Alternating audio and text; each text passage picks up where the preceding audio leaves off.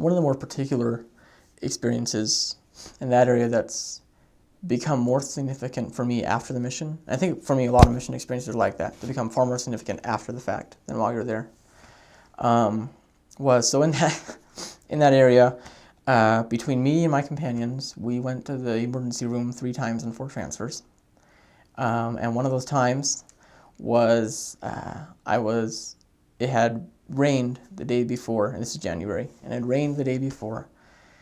And I told my companion that I prefer rain to snow because snow you don't have to drive. I mean, rain is not hard to drive in and all those other things. And my companion said, yeah, but rain turns to ice. And I said, whatever, I'll deal with it. Well, I ended up eating my own words when I ate it on the ice the next day, and I dislocated my shoulder. And according to my companion, we didn't know if it was broken or whatever, so we had to go to the emergency room for that because I didn't know what was wrong with it, and he didn't know.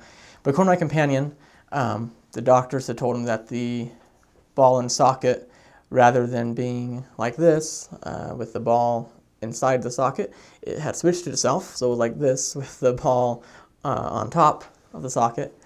And so, extremely painful, and it kind of a little bit divine timing there. We were 2.5, 3 hours away from the mission home, but we happened to have zone conference that day, so President and Sister Clements were already there, and we didn't have to worry about calling Sister Clements. We had to call Salt Lake, we had to call us and get the whole medical approval thing. It was all a lot easier.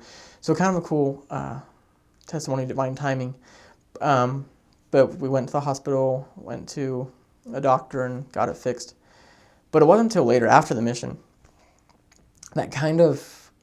that experience became more significant to me, in the sense that my shoulder was literally dislocated in exactly the opposite place where I wanted it to be. And I think on the mission, after the mission, throughout life, we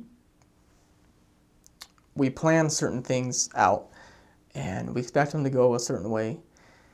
And sometimes, once again, both on and off the mission, we find ourselves, our plans didn't turn out the way we wanted, and we find ourselves feeling, in a sense, dislocated or exactly the opposite place we want to be. And so for me, once again, small experience, a very temporal experience, dislocated shoulder, but it really has become kind of a reminder to me whenever I'm feeling down or sad or feeling like my life is just not where it's supposed to be, what in the heck am I doing with my life, that I had to trust my arm over to a doctor that I'd never met before, and trust that he knew what he was doing and that he knew where it was supposed to be, even if I didn't. And one day the thought came to me that the shoulder issue that happened in the mission is really no different than life, in the fact that we need to sometimes, as missionaries and as post-missionaries and throughout our whole lives, really trust that we have a Lord, a physician, so to speak, who knows where he wants us to be and knows where we're supposed to be located. And even if it doesn't feel like we are where we're supposed to be, or we don't know where that's supposed to be, if we trust our lives over to him, he'll locate us to where we need to be, and he knows where he wants us to be, and he's known that all along, just as that doctor had known for a very long time where the human shoulder is supposed to be and how it's supposed to work together.